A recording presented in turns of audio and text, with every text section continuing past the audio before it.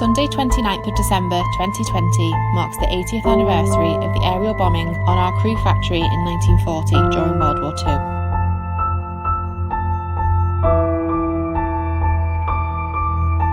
On that afternoon, nearly 80 years ago, despite attempts to intercept the aircraft, a warning was issued to the town that a single bomber was headed for the area. This message, unfortunately, did not reach the then Rolls-Royce factory.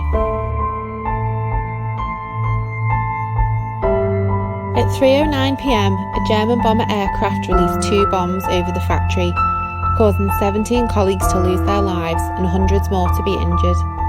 The attack was to be the greatest single loss of life in Crewe during the war.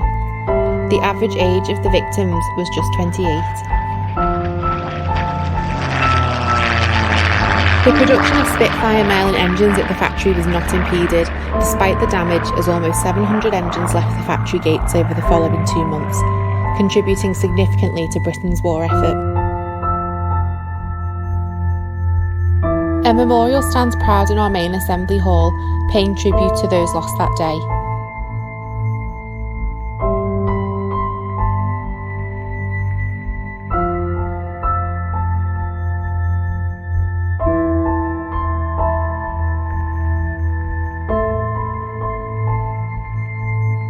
Today we remember them and all those who lost their lives during past conflicts.